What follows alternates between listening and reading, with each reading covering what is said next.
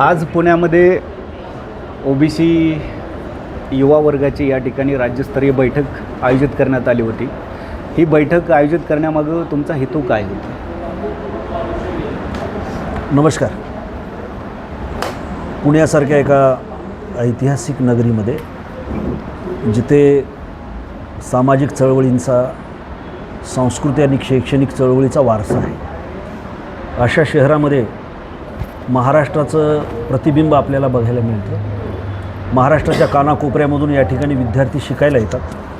त्यामध्ये बहुसंख्य ओबीसी विद्यार्थी आहेत आणि वेगवेगळी ओबीसी आंदोलनाचं सुद्धा केंद्र बऱ्याच वेळेला पुणे हे राहिलेलं आहे। आम्ही महाराष्ट्र प्रदेश काँग्रेस कमिटीच्या ओबीसी विभागानं असं ठरवलेलं आहे की जोपर्यंत आमच्या विभागामध्ये तरुणांचा सहभाग वाढत नाही तोपर्यंत ही चळवळ गतिमान होणार नाही।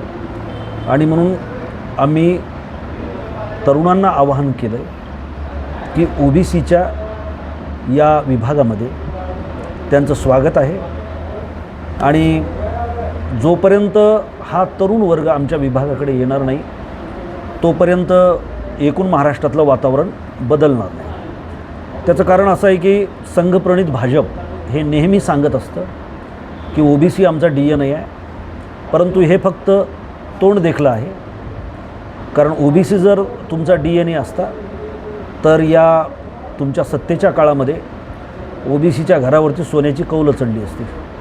उलट जेवढं खच्चीकरण या काळामध्ये तुम्ही ओबीसींचं केलेलं आहे तेवढं कधीच झालेलं नव्हतं। मी पुन्हा येईल असं ओबीसीचा कुठलाही माणूस म्हणत नव्हता। तुम्हीच म्हटलं आणि वारंवार गाद्यावर बसण्याचा मोह तुम्हालाच झाला। तुम्ही ओबीसीला का बसू दिलं नाही गादीवर? तुम्ही एका बाजूला म्हटलं होतं ना 14ला की धनगर समाज हा मोठा समाज आहे या महाराष्ट्रामधला आणि त्याच्या मतांची गरज तुम्हाला सत्तेसाठी होती। त्यावेळेला तुम्ही त्यांना फसवलं। तुम्ही बारामतीमध्ये येऊन इतकं भव्य सगळं आंदोलन, फडणवीस विरोधी पक्षनेते असताना तुम्ही सगळं आंदोलन भरकटून टाकलं। तुम्ही आमच्या मतांची खळे भरली आणि स्वतः गादीवर जाऊन बसला आणि भंडारा लावून त्यावेळेला खोटं बोललात तुम्ही की पहिल्या कॅबिनेटमध्ये आम्ही देऊ। किती कॅबिनेट होऊन गेल्या? बरं ते तर काहीच नाही। तुम्ही ओबीसींच्या मुलांच्यासाठी वसतिगृह एक निर्माण केले, कुठं दाखवा महाराष्ट्रात? तुम्ही स्कॉलरशिप, फेलोशिप बंद केलेले आहेत। महाज्योतीचं अनुदान तुम्ही बंद केलेलं आहे। एवढंच नाही तर ज्या अहिल्यादेवी होळकरांना तुम्ही हिंदू धर्मरक्षिणी म्हटलं आहे, त्या अहिल्यादेवीनं बांधलेला 1771मधला काशीमधला ऐतिहासिक असा मनकर्णिका घाट तुम्ही बुलडोजर लावून पाडला आहे। कारण तुमची संस्कृती ही बुलडोजर संस्कृती आहे आणि समतेचे जेवढे स्तंभ आहेत तेवढे हे बुलडोजर लावून तुम्ही उद्ध्वस्त केलेले आहेत। म्हणून मी वारंवार याचा उल्लेख करतो आहे महाराष्ट्रामध्ये फिरत असताना की ओबीसी यांचा नेता फडणवीस कसा काय होईल? म्हणजे शेळ्याच्या कळपाचा नेता हा लांडगा होऊ शकत नाही। आणि त्यामुळे फडणवीस जी फसवणूक करतायत ती ओबीसींच्या पर्यंत जाणं, तरुणांच्या मध्ये जाणं, कारण हिंदुत्वाच्या नावानं ओबीसीला पेटवले जात आहेत। परंतु त्याच काशीमध्ये तुम्ही 150 देवळं पाडलेली आहेत। तुम्हाला ओबीसीचा जो पुळका आहे तो पुतना मावशीचा पुळका आहे असं आम्ही मानतो। त्यामुळे सत्य बोललं पाहिजे। ही भूमी सत्यशोधक विचारानं भारावलेली भूमी आहे। या ठिकाणी क्रांतिसूर्य ज्योतिराव फुले, क्रांतिज्योती सावित्रीबाई फुलेंनी काम केलेलं आहे। इथं विठ्ठलरामजी शिंदेंनी काम केलेलं आहे। रधो कर्वेंनी या ठिकाणी काम केलेलं आहे। अहिल्या आश्रम अहिल्यादेवींच्या नावाने त्यांनी या ठिकाणी काढलेला होता। ज्योतिराव फुलेंनी 18 शाळा या ठिकाणी निर्माण केलेल्या होत्या। त्यामुळं ओबीसीची बात जर जोरदार पद्धतीनं कुठं करायची तर ती पुण्यामध्ये करायची। कारण पुण्याने एका बाजूला समतेचा विचार पण नेला आहे, दुसऱ्या बाजूला प्रतिगामी विचार पण या पुण्यामध्ये रुजलेला होता। या शनिवारवाड्यापुढे आमच्या विठोजी होळकरांची हत्या केलेली आहे, हत्तीच्या पायाखाली देऊन। इथे कटकारस्थानं झाले, षडयंत्र झाली। इथं अनेक ओबीसी बहुजन समाजातल्या लोकांच्या हत्या झालेल्या आहेत। दाभोळकरांची हत्या इथेच या प्रतिगामी शक्तींनी केलेली आहे। त्यामुळं आम्हाला माहिती आहे की तुम्ही गोडसेच्या अवलादी आहात, पण आम्ही गांधीचा विचार घेऊन निघालेलो आहोत आणि ओबीसी हा वर्ग तुमच्या भूलथापांना यापुढे बळी पडणार नाही। आमचा प्रत्येक कार्यकर्ता छातीचा ढाल करून महाराष्ट्रभर फिरेल आणि ओबीसीचा खरा विचार जो काँग्रेसनं ओबीसीच्या हिताचा विचार या महाराष्ट्राच्या भूमीमध्ये रुजवला। साधी 2-3 उदाहरणं मी तुम्हाला सांगतो की ओबीसी भटक्या विमुक्तांच्यासाठी सगळ्यात महत्त्वाच्या योजना या काँग्रेसच्या काळामध्ये झाल्या। काँग्रेसनं ओबीसीचे मुख्यमंत्री 2 वेळेला केलेले आहेत। काँग्रेसच्याच कालखंडामध्ये मंडल कमिशनचं, म्हणजे भारतामध्ये दुसरं राज्य आपलं होतं त्यावेळेला मुख्यमंत्री काँग्रेसचे शरद पवार होते. कर्पुरी ठाकूरांनी बिहारमध्ये पहिल्यांदा मंडल आयोग लागू केला आणि दुसऱ्यांदा लागू केला तो महाराष्ट्रामध्ये शरद पवारांनी, काँग्रेसचे त्यावेळेला ते मुख्यमंत्री होते. याच महाराष्ट्रामधल्या धनगरांना एसटीचं आरक्षण सोडून द्या, परंतु एनटीचं आरक्षण देऊन मुख्य प्रवाहामध्ये कुठेतरी आणण्याचा प्रयत्न काँग्रेसनेच केला. आणि त्यामुळं हे फक्त जोरजोरात बोलतात, भाषणं करतात. यांना सगळा ओबीसी हा हिंसक करायचा आहे, ओबीसी तरुणांचं गुन्हेगारीकरण करायचं आहे. आणि हे त्यावरती आपण नंतर येऊ सर. आपण म्हणालात की ओबीसींचं नेतृत्व भारतीय जनता पार्टीनं करणं म्हणजे शेळ्या मेंढ्यांचं नेतृत्व एखाद्या लांडग्यानं करण्यासारखं आहे. हा जो तुम्ही दावा करताय त्याला काय बेस आहे? बाबा त्याचा बेस तर फार जुना आहे ना. म्हणजे परंपरेनेच हे आमचे विरोधक आहेत ना. म्हणजे अहिल्यादेवी होळकर ह्या विधवा असताना 28 वर्ष राज्य करतात. तुम्ही फडणवीसला कुठल्या इंटरव्ह्यूमध्ये म्हणा की मनुस्मृती या विरोधात त्यांनी काम केलेलं तुम्हाला पटतंय का, तर त्यांनी हो म्हणलं तर मनुस्मृती जाळ म्हणून आम्ही सोबत येतो फडणवीसच्या. बाबासाहेबांनी मनुस्मृती 1925ला जाळली ना महाडला, तर मनुस्मृती तू जाळ म्हणून आम्ही येतो तुझ्यासोबत. बरोबर आहे. सावरकर असतील, गोळवलकर असतील, हेडगेवार असतील, ही सगळी माणसं ही चातुर्वर्ण व्यवस्थेचं समर्थन करतात. हिंदू राष्ट्र म्हणजे ब्राह्मणी राष्ट्र आहे हे आम्हाला माहिती आहे. आणि त्यामुळं पुन्हा यांच्या ह्याच्यात आम्ही फसणार नाही. आम्ही ज्योतिराव फुल्यांचे अनुयायी आहोत. आम्हाला ज्योतिराव फुल्यांनी सांगितलं आहे की बहुजन समाजाचे ओबीसीचे 2 शत्रू आहेत, एक शेडजी आहे, दुसरा भटजी आहे. या दोघांच्या विरोधातली लढाई आहे. एक पुरोहितशाही आहे, दुसरी सरंजामदारशाही आहे. या दोन्हीच्या विरोधामध्ये ओबीसीचे कार्यकर्ते लढतील आणि आपले न्याय हक्क मिळवतील. एका बाजूला राज्य सरकार आणि केंद्र सरकार पुण्यश्लोक अहिल्यादेवी होळकर यांच्या जयंती दिनाचं त्रिशताब्दी वर्ष जे आहे ते अतिशय मोठ्या प्रमाणावरती साजरं करते आणि त्यांचे कुठंतरी धर्मरक्षक म्हणून प्रतिमा जी आहे ते जगासमोर आणते. त्यावरती देखील तुमचा आक्षेप आहे, काय कारण आहे? नाही, आक्षेपाचा विषय नाही. मुळात असं आहे की जी प्रतिमा इतिहासामध्ये अहिल्यादेवींची निर्माण झालेली आहे, जी प्रतिमा वास्तवाला धरून आहे. हिंदू धर्मरक्षणी म्हणजे इतर धर्माचं काय त्यांनी रक्षण केलं नाही, वाऱ्यावर सोडून दिलं होतं. म्हणजे जसे त्यांनी मंदिरं बांधले, अन्नछत्र उभी केली, घाट बांधले, त्याच पद्धतीनं अहिल्यादेवींनी मस्जिदीला दिवाबत्तीची सोय पण केलेली आहे, मस्जिदी पण बांधलेल्या आहेत. एक साधं उदाहरण तुम्हाला सांगतो. काशीमध्ये ज्या वेळेला मल्हारराव होळकर गेले होते आणि त्यांना तिथे सांगण्यात आलं की या ठिकाणी विश्वेश्वराचं मंदिर होतं, परंतु औरंगजेबानं ते पाडलं, त्या ठिकाणी वापी मस्जिद उभी केली. मल्हारराव म्हणाले की मी पुन्हा त्या मस्जिदीच्या जागी मंदिर उभं करीन, परंतु मल्हाररावांना पुढे दुर्दैवानं आयुष्य मिळालं नाही. पण जेव्हा अहिल्यादेवी काशीला गेल्या त्यावेळेला तिथल्या लोकांनी सांगितलं की तुमच्या सासऱ्याने असा एक संकल्प केला होता. त्यावेळेला अहिल्यादेवींनी त्यावेळचं काशी शहर हे अवधच्या नवाबाकडे होतं, त्या नवाबाला पत्र लिहिलं, ते पत्र उपलब्ध आहे. आणि त्या पत्रामध्ये उल्लेख असा आहे की हिंदूंना त्यांचं मंदिर जसं प्यारं तसं मुसलमानांना त्यांची मस्जिद प्यारी, म्हणून वापी मस्जिद त्या ठिकाणी पाडून मंदिर उभं करावं ही माझी भूमिका अजिबात नाही. आणि म्हणून वापी मस्जिदीच्या बाजूला तुम्ही जागा द्या, मी माझ्या स्वतःच्या खाजगी कोशातून विश्वेश्वराचं मंदिर त्या ठिकाणं उभं करीन. त्यांनी ती जागा दिली. अहिल्यादेवींनी पुन्हा त्या ठिकाणी विश्वेश्वराचं मंदिर स्वतःच्या खाजगी कोशातून उभं केलं. एवढंच नाही तर अयोध्येमधले जे राम मंदिर तुम्हाला जुनं दिसतं ते सुद्धा अहिल्यादेवीनं बांधलेलं राम मंदिर आहे. आता मला तुम्ही सांगा, म्हणजे याचा अर्थ काय आहे? याच्यामधून आम्ही काय शिकतो या इतिहासातून? की अहिल्यादेवी सर्वांना सोबत घेऊन चालत होत्या. समन्वयाची भूमिका आहे. ही भूमीच मुळात समन्वयाची संस्कृती असणारी भूमी आहे.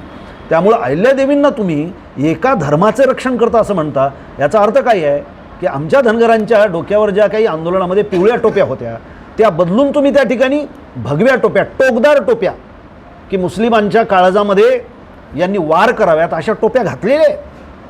परंतु हा धनगर समाज जो आहे तो निसर्गाशी जोडलेला समाज आहे, तो बिरोबा खंडोबाला महादेवाला मानणारा समाज आहे आणि तो सर्वांना सोबत घेऊन चाललेला समाज आहे. त्यामुळं तुम्ही कितीही त्यांचा DNA बदलण्याचा प्रयत्न करत असाल आणि तुमचा हिंसक DNA कोंबण्याचा प्रयत्न करत असाल तर ते होणार नाही. त्यामुळं या महाराष्ट्रामध्ये धनगर आणि मराठ्यांची भांडणं व्हावीत हे षडयंत्र फडणवीस वारंवार करतायत, परंतु त्याच्यामध्ये त्यांना यश काय येत नाही, कारण गावगाड्यातले हे सगळे लोक सातत्यानं सोबत आहेत. हां, त्याच्यामध्ये 4-2 कार्टे त्यांचे पण नालायक असतील, 4-2 आमचे पण नालायक असतील, पण नालायकाचा समाज नाही ना हा. समाज हा सर्वांना सोबत घेऊन जाणारा आणि व्यवहारामध्ये सर्वांना घेऊन जाणारी नीती बाळगणाऱ्या लोकांचा समाज आहे, हे आम्हाला सांगावं लागणार आहे. आमचं भांडण फडणवीसाची भांडण आहे, ओबीसीचं भांडण गावगाड्यातल्या गरीब मराठ्याशी नाही. असेल तर सरंजामदार मराठ्याशी आमचं भांडण आहे, कारण त्यांनी केवळ ओबीसीचंच वाटोळं केलं नाही, गरीब मराठ्याचं पण त्यांनी वाटोळं केलेलं आहे. त्याचंही नेतृत्व त्यांनी येऊ दिलं नाही आणि या वर्गाचंही नेतृत्व येऊ दिलेलं नाही. म्हणून नेतृत्वाच्यासाठीची ही लढाई आहे. आम्ही आमचा हिस्सा उचलू. जननायक राहुलजी गांधी सांगतायत की जिसकी जितनी संख्या भारी उसकी उतनी हिस्सेदारी. त्या पद्धतीनं जनगणना करा. आता जनगणनेत ओबीसीचा कॉलमच नाही, आपल्याला माहिती आहे का नाही. फडणवीस झोपलाय का आता? मोदीला काय झालं? मोदीला डुलकी लागली का एप्स्टीन फाईलमध्ये नाव आल्यामुळं मोदीची मतिभ्रष्ट झाली? काय कळायला मार्ग नाही. तुमचं ओबीसीवर प्रेम आहे ना, मग ओबीसीचा रकाना या जनगणनेमध्ये का नाही, असा प्रश्न आता गावगावातले पोरं विचारायला लागलेले आहेत. त्यामुळे शेवटी खोटं ते खोटं असतं, सत्य ते सत्य असतं. रकाना नसल्यामुळं कोणत्या अडचणींना सामोरं जावं लागणार? अहो, रकानाच नाही म्हणजे काय? तुमची नोंदच नाही ना, मग कशासाठी जनगणना करताय? जर नोंदच नसेल तर मग याचं महाराष्ट्रात अस्तित्व काय? त्या अस्तित्वाचं स्वरूप काय आहे ना. म्हणजे मायक्रोज आमचा ओबीसी आहे. उदाहरणार्थ आमच्या गावामध्ये शिंपी 2-3 घरं आहेत, मायक्रो ओबीसी आहे. त्याचं अस्तित्व काय? प्रशासनात किती टक्का आहे त्याचा? शासनात किती टक्का आहे त्याचा? नोकऱ्यांच्यामध्ये किती टक्का आहे? शेती त्याच्या वाट्याला किती येते? हे कसं कळेल? व्यवसायामध्ये तो कुठं आहे? उद्योगात कुठं आहे? जर आमचा रकानाच नाही, याचा अर्थ काय? आमचं अस्तित्व नाकारतोय. हा कोण नाकारतोय? जो म्हणतोय की ओबीसी हा आमचा DNA आहे. हा डिलेमा आहे, हा अंतर्विरोध आहे आणि तो लोकांच्या पुढे आम्ही मांडणार. पश्चिम बंगालच्या निवडणुकांच्या निकालाचं विश्लेषण करायचं झालं तर तुम्ही कसं करणार? पश्चिम महाराष्ट्रातली निवडणूक, पश्चिम बंगाल, पश्चिम बंगालमधली ही जी निवडणूक आहे ती लोकशाही विरोधी तत्वांनी धुडगूस घातलेली निवडणूक आहे. मला तुम्ही सांगा, आता तुमचं माझं नाही म्हटलं तर 50 शिकड्या आहेत. आपण कधीतरी कुठल्या निवडणुकीमध्ये राज्याच्या पॅरामिलिटरी फोर्स आलेला पाहिला गो? 2.5 लक्ष पॅरामिलिटरी फोर्स होती आणि तुम्ही बघत होतात की हे भाजपची जी पिलावळ आहे ना, हे हिंसक आहेत. कारण यांना अक्कल नसली की माणसं हिंसक होतात. हे अक्कलशून्य लोक आहेत. त्यामुळे हातामध्ये दगडं बिगडं घेऊन जाळपोळ करत असताना तुम्ही बघितलंय, पोलीसवाले अडवत नव्हते, काही अडवत नव्हते. म्हणजे याचा अर्थ काय आहे? याचा अर्थ ही बेबंदशाही आहे ना. याचा अर्थ काय आहे? हे लोकशाही मान्य करीत नाहीत. यांना लोकांच्या मताला काही किंमत द्यायची नाही आहे. यांना धुडगूस घालायचं आहे. मला तुम्ही सांगा की 27 लाख लोकांचं मतदान यांनी होऊ दिलेलं नाही. म्हणजे माझ्या आईवडिलांनी जिथं मतदान केलं ज्या बूथवर, तिथं मला मतदान करता येत नाही. SIR हे कधी आलं? तुम्ही याच्या आधी ऐकलं होतं का SIR काय आहे? बरं, कोणाचे त्यांनी केले? जास्तीत जास्त मुस्लिमाची मतदानं त्यांनी त्याच्यात नाकारली. जे पुरोगामी हिंदू आहेत, प्रगतिशील विचार करतात, त्यांची मतदानं यांनी वेचून काढली. म्हणजे याचा अर्थ काय आहे की कोण आम्हाला मतदान करायचं आणि कोण नाही मतदान करायचं हे कोण ठरवायला आहे? मोदी ठरवायला आहे, अमित शहा ठरवायला आहे, फडणवीस ठरवायला आहे. महाराष्ट्रातलंही असंच झालं ना. तुम्ही ते कशाला बघताय? महाराष्ट्रामध्ये सुद्धा हेच झालं. म्हणजे मतांची चोरी करून जर हे चोट्टे सत्तेवर बसत असतील आणि वारंवार हे जर घडणार असेल तर तुम्हाला सांगतो, नेपाळसारखी परिस्थिती या महाराष्ट्रामध्ये निर्माण होईल, देशामध्ये निर्माण होईल. थलपती विजयच्या बाबतीत जे धोरण तिथल्या राज्यपालांना अवलंबलं ते बरोबर होतं की चूक होतं? अहो, तितक्या दूर देखील अडवणूक करण्यात आली. तितक्या दूर कशाला चालले तुम्ही? इथं एक टोपीवाला, काळ्या टोपीवाला, पांढऱ्या धोत्रातला राज्यपाल होता. त्यानं इथं किती उकंड निर्माण करून ठेवला होता, पाहिलं नाही का तुम्ही? म्हणजे आम्ही 12च्या यादीत होतो विधान परिषदेच्या. काय झालं? ते बेकायदेशीर नव्हतं, ते संविधानाला धरून होतं का? बरोबर. म्हणजे हे राज्यपालच मुळात कोण आहेत? एकतर बघा, भाजपमध्ये जे काम करतात तेच मुळात मतिमंद लोक असतात, आकलीचा पत्ता नसतो, काही वाचलेलं नसतं, हे सगळे अंधभक्त. आणि राज्यपाल सारख्या संविधानाच्या इतक्या महत्त्वाच्या पदावर बसलेला माणूससुद्धा हे अंधभक्तच आहेत सगळे. म्हणजे एका पक्षाला सोयीचं होईल अशा पद्धतीचे निर्णय जर हे घेणार असतील तर मला तुम्ही सांगा, लोकशाहीमध्ये त्या राज्यातला संविधानिक सर्वोच्च पदावर बसलेला माणूस जर अशा पद्धतीनं बेबंदशाही निर्माण करत असेल तर या देशाचं भविष्य अवघड आहे. ओबीसी समाजाकडं जर बघितलं तर ओबीसी समाजाला भारतीय जनता पार्टीनं हायजॅक केलेलं आहे असं बऱ्यापैकी चित्र जे आहे ते आता समोर आलेलं आहे. या सर्व पार्श्वभूमीवरती काँग्रेसची काय स्ट्रॅटेजी असणार आहे? तुमच्याकडे काय असं वेगळेपण आहे? काँग्रेसनं ओबीसीला अनुकूल होतील किंवा त्यांच्या प्रगतीसाठी पूरक होतील अशा पद्धतीचे निर्णय केलेले आहेत. हां. मूळ मुद्दा तुम्ही लक्षात घ्या, काँग्रेस जाहिरात करत नाही. काँग्रेसनं कधी बॅनरबाजी केली नाही. यांनी जसं पेट्रोल पंपापासून ते मुत्री घरापर्यंत, संडासापर्यंत तुम्हाला मोदी, अमित शहा, फडणवीस यांचे फोटो दिसतील. हे जाहिरातीवर प्रचंड खर्च करणारे, लोकांच्या टॅक्सेसमधला पैसा प्रचंड खर्च करणारं हे सरकार आहे. काँग्रेस फक्त एकच आहे की काँग्रेसनं ओबीसीशी जे संवाद त्यांचा पाहिजे होता, तो संवाद मधल्या काळामध्ये थोडासा कमी झाला होता. मला असं वाटतं की आता आम्ही पुनश्च एकदा संवादाचा हा पूल बांधू आणि गावोगाव आम्ही ओबीसीमध्ये जनजागृती करू. हा ओबीसी मूळचा काँग्रेसचा बेस वोटर आहे. त्यांना फक्त हे सांगण्याची गरज आहे की तुमचं अस्तित्व या महाराष्ट्रामध्ये, या देशामध्ये टिकावं, ते फुलावं, ते समृद्ध व्हावं, याच्यासाठी काँग्रेसनंच काम केलेलं आहे. आणि हे काय मला खोटं बोलण्याची गरज नाही, आमच्याकडे असंख्य पुरावे आहेत. म्हणजे मी तुम्हाला माहीत आहे, दौऱ्यावर असताना मी सांगली जिल्ह्यामधल्या तासगाव तालुक्यामध्ये नेहरू नगर नावाचं गाव आहे. म्हणजे असे अनेक मी उदाहरणं तुम्हाला देऊ शकतो. ती वस्ती नंदी बैलवाल्यांची वस्ती आहे. आता नंदी बैलवाले किती आहेत आपल्या महाराष्ट्रात? आपले बांधव आपल्याला माहीत पण नसतील, इतके संख्येनं कमी आहेत. पण त्यांची वस्ती कोणी काढली? तर तिथे आमचे आबासाहेब पाटील म्हणून ओबीसीचे कार्यकर्ते आहेत. त्यांच्या वडिलांनी आणि त्यांच्या 2 चुलत्यांनी ती वस्ती निर्माण केली, ज्याला नेहरूंचं नाव आहे. म्हणजे अशी मी तुम्हाला असंख्य उदाहरणं या ठिकाणी देऊ शकतो. त्याचं कारण काय आहे? शेवटी काँग्रेस ही पुरोगामी विचारावर आधारित. काँग्रेस ही प्रतिगामी कधीच नव्हती. काँग्रेस संविधानाला मानते, धर्मनिरपेक्षतेला मानते, सहिष्णुतेला मानते, सर्वांना सोबत घेऊन जाणारी भूमिका ही काँग्रेसची सातत्यानं राहिलेली आहे. आणि याला अगदी विरोधी विषमता रुजवण्याचं काम ज्या परंपरेनं केलं, ज्या परंपरेनं बहुजन सगळ्या नायक नायिकांचा म्हणजे आमच्या अस्मितांचा अपमान केला आणि आजही करतात ते. तुम्ही बघा, अहिल्यादेवीपासून, शिवाजी महाराजांच्यापासून, ज्योतिराव फुले, सावित्रीबाई फुलेपासून, शाहू महाराजापासून, गाडगे बाबा, तुकडोजी महाराज यांचा वारंवार अपमान कोण करतं आहे? तुम्हाला हे परंपरेत. तुम्ही कधी कल्पना केली होती का शिवाजी महाराजांचा पुतळा या महाराष्ट्रात पडेल म्हणून? छिन्न विच्छिन्न पडलेला पुतळा तुम्ही पाहिला की नाही पाडला? शिवाजी महाराज म्हणजे महाराजांचे अवतार आहेत म्हटले मोदी, तसे फोटो त्या ठिकाणी छापले गेले. म्हणजे सातत्यानं शिवाजी महाराजांचा अपमान हा महाराष्ट्राचा अपमान आहे, अहिल्यादेवींचा अपमान हा महाराष्ट्राचा, आमचा अपमान आहे, ज्योतिराव फुल्यांचा अपमान हा आमचा अपमान आहे, असं आम्ही मानतो.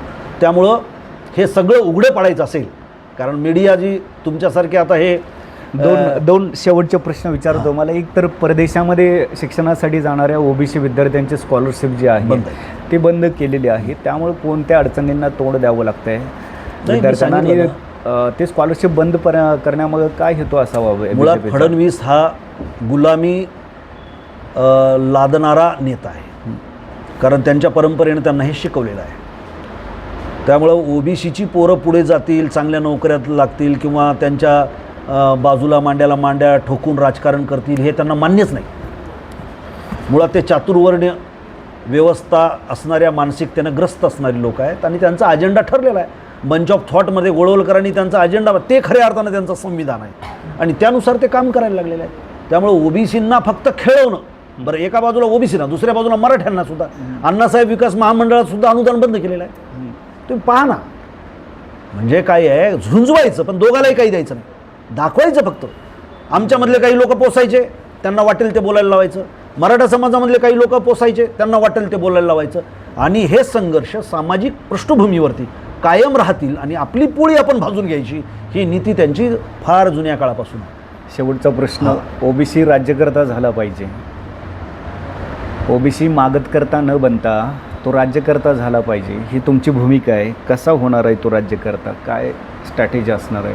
तुम्ही पाहिलं असेल की जननायक राहुलजी गांधी ज्या पद्धतीनं भूमिका मांडायला लागलेली आहे, त्यांनी ओबीसीच्या संदर्भामध्ये तालकटोरा स्टेडियमवर दिल्लीला 6 महिन्यापूर्वी 26,000 देशामधल्या ओबीसींच्या वेगवेगळ्या राज्यातल्या प्रमुख कार्यकर्त्यांची एक बैठक लावली होती. 26,000 कार्यकर्ते रजिस्टर्ड करून, आणि त्याच्यामध्ये त्यांनी एक ऐतिहासिक भाषण केलं आणि सुदैवाने मी सुद्धा त्या बैठकीला उपस्थित होतो. त्याच्यामध्ये त्यांनी सांगितलं की ओबीसीकडे जितकं लक्ष काँग्रेसने द्यायला पाहिजे होतं तेवढं दिलं नाही, त्याबद्दल मी ओबीसींची दिलगिरी व्यक्त करतो. आजच्या काळामध्ये सगळीकडे राजकारणात माजुरीपणा दिसतोय, अशा वेळेला कृतज्ञता नोंदवत दिलगिरी व्यक्त करणारा एकच नेता आहे, ते म्हणजे राहुलजी गांधी आहेत. आणि त्यांनी सांगितलं की ओबीसींची हिस्सेदारी ओबीसीला मिळेल. आणि या अर्थानं त्यांनी लावून धरलेली भूमिका कोणती आहे तर ही जनगणना ओबीसींची करा, ओबीसींना मुख्य प्रवाहात आणा आणि राजकीय सत्तेमध्ये त्यांची भागीदारी असली पाहिजे. आणि ती भागीदारी होती. सम्राट अशोकाच्या काळामध्ये आपल्या माहितीसाठी म्हणून सांगतो, हे जे पांचाळ आहेत म्हणजे पंचकलांचे भोक्ते ते राजदरबारामध्ये निर्णय प्रक्रियेत होते. आणि म्हणून त्यावेळेला GDP आपला 32वर होता, म्हणजे सकल घरेलू उत्पन्न. आता ते 7वर सुद्धा जात नाही या मोदीच्या काळात. हे बोंबलतोय रोज हिंदुत्वाच्या नावानं आणि ओबीसी आमचा DNA म्हणणारा. का होत नाही याचं? त्याचं कारण असं आहे की व्यवहारामध्ये हे लोक प्रामाणिक नाही आहेत. बोलण्यात फक्त हे बोलतात, फक्त व्यवहार यांचा प्रामाणिक नाही आहे. त्यामुळं राहुल गांधी ज्या पद्धतीनं सांगतायत त्यामुळं आमच्यामध्ये सुद्धा कोणाला आवडो ना आवडो, परंतु आत्ता काँग्रेसमध्ये ओबीसीची बात चालणार आहे. काँग्रेसमध्ये ओबीसींना त्यांचे न्याय हक्क मिळतील, त्यांच्या संख्येच्या प्रमाणामध्ये त्यांची भागीदारी आहे. काँग्रेस रस्त्यावरती उतरताना दिसत नाही आहे, आंदोलनात्मक भूमिका घेताना दिसत नाही. काँग्रेसला असं वाटतं की लोक भारतीय जनता पार्टीला कंटाळतील आणि मग आम्हाला खुर्चीवर बसवतील. नाही, ही मानसिकता कुठे हे काय आहे माहिती काय, हे परसेप्शन जे भाजपनं केलंय मीडियाहून, त्याला तुम्ही सुद्धा बळी पडलेले आहात. म्हणजे माझंच उदाहरण सांगतो तुम्हाला. मी जवळपास 2 महिन्यामध्ये 10 ते 12 आंदोलनं केलेली आहेत आणि किती फिरतो हे तुम्ही पाहताय. आणि आमचे सगळेच वेगवेगळ्या विंग्सचे प्रमुख हे फिरतायत. आत्ता परवाला आम्ही बुलढाणा जिल्ह्यामध्ये एक पदयात्रा केली 20 किलोमीटरची, भर रणरणत्या उन्हात. आमचे प्रदेशाध्यक्ष हर्षवर्धन दादा सपकाळे यांच्या नेतृत्वाखाली. कितवी पदयात्रा होती ती माहीत आहे? वर्षभरातली 16वी पदयात्रा होती. तुम्ही आमचे कार्यकर्ते घरात कोणी झोपलेलं नाही. फक्त काय होतं आहे की तुमच्यासारखाच फक्त कॅमेरा आमच्याकडे येतो आहे बहुजनवादी, बाकी तर सगळे गोदी मीडियावाले आहेत, ते आमच्याकडे येत नाहीत. आणि आले तरी परसेप्शन करण्याची जिम्मेदारी काय आहे? अरे कुठं आहे विरोधी पक्ष, कुठं आहे काँग्रेस? म्हणजे काँग्रेस रस्त्यावरती आहे, काँग्रेस यांच्या विरोधामध्ये काम करते, यांच्या धोरणांना विरोध करते, भूमिका मांडते, आम्ही सातत्यानं करतोय. त्यामुळे हे परसेप्शन दूर करण्याचं काम मला असं वाटतं तुम्ही मंडळींनी सुद्धा करायला पाहिजे. त्या अनुषंगानं एक प्रश्न, 2029चा मुख्यमंत्री हा काँग्रेसचाच असेल असं आपण वक्तव्य केलं होतं, कशाच्या जोरावरती? नाही, काँग्रेसचाच असेल नाही, पुढे जाऊन सांगेल तुम्हाला. आज इतक्या पवित्र वास्तूमध्ये बसलोय. 29मध्ये काँग्रेसची सत्ता आल्यानंतर या महाराष्ट्रामधला काँग्रेसचा मुख्यमंत्री हा ओबीसी असेल, तुम्हाला हे पण सांगतो. कारण ही भूमिका स्ट्रॉंगली मांडली चालली आहे आणि याच्यामुळे ओबीसीमध्ये सुद्धा जागृती यायला लागलेली आहे. अरे यांचा बेस वोटरच आम्ही काढून घेतोय ना. यांनी जो चोरून नेला आहे आमचा बेस वोटर, म्हणजे आम्हाला फक्त भूलतापा दिले. आमच्यातले काही तित्र ह्यानं जवळ केले दाणे टाकून, आणि त्या तित्राईच्या माध्यमातून आमचे जे कळपच्या कळप हे मारून टाकण्याचं काम करायला लागलेले आहेत. यावेळेला ते होणार नाही. आता प्रत्येक ओबीसीचा कार्यकर्ता आपापल्या गावामध्ये, अवतीभोवतीच्या समाजामध्ये हा फिरणार आहे. याच्यापुढे आमचं एक अभियानच आहे की भ्रमंती करणारा ओबीसी कार्यकर्ता तो 1-2 महिन्याची भ्रमंती करूनच थांबणार आहे. अवतीभोवतीच्या प्रत्येक ओबीसीच्या घरामध्ये आमचा कार्यकर्ता जाईल आणि आम्हाला सत्य बोलायचं.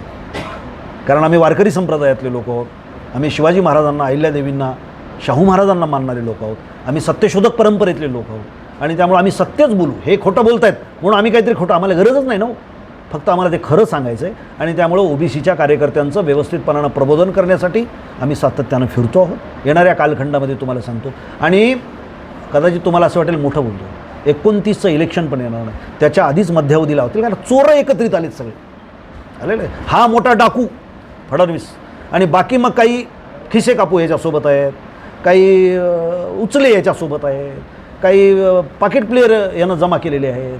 म्हणजे काही चांगली काय संत मंडळी आहे काही सगळी, हे महाराष्ट्र धर्म वाचवायला निघालेली माणसं आहेत काही सगळी, इमानदार माणसं आहेत. काय ऑटोवाल्या 25,000 कोटीचा मालक होतो, कुणाच्या माध्यमातून होतो? हे बुवाबाजी हे ते सगळे खरात फिरात परात हे कुठून आले हे लोक? कारण फडणवीसांचा आशीर्वाद आहे. याचं मूळ कोण आहे तर हे षडयंत्रकारी बुद्धी फडणवीसाची, ज्यामुळं महाराष्ट्र धर्म नाचतो आहे. आणि अशा वेळेला आपण आपल्या पूर्वजांनी ठरवून दिलेल्या मार्गानेच जायचं आहे. आणि आमचे कार्यकर्ते यांच्या कुठल्याही षडयंत्राला बळी न पडता, यांच्या आमिषाला बळी न पडता आम्ही आमच्या पूर्वजांनी दाखवलेल्या वाटेनं जाऊ आणि निश्चितपणानं महाराष्ट्र धर्म वाढू. निश्चितच महाराष्ट्र धर्म वाढवू असं या ठिकाणी प्राध्यापक डॉक्टर यशपाल भिंगे सरांनी आपल्याला सांगितलेलं आहे. त्याचबरोबर त्यांनी असं सांगितलेलं आहे की 2029चा मुख्यमंत्री हा काँग्रेसचा असेल आणि विशेष करून तो ओबीसीचा असेल. त्यासाठी वाटेल ती किंमत चुकवावी लागली तरी देखील आम्ही मागं सरणार नाही आणि असा चंग त्यांनी बांधलेला आहे. पाहूयात येणारा काळ याची सगळ्यांची उत्तरं आपल्याला देणार आहे काय होते ते. धन्यवाद. आपला मित्र आपला कार्यकर्ता अमोल पांढरे. जय मल्हार, जय भारत. थँक्यू.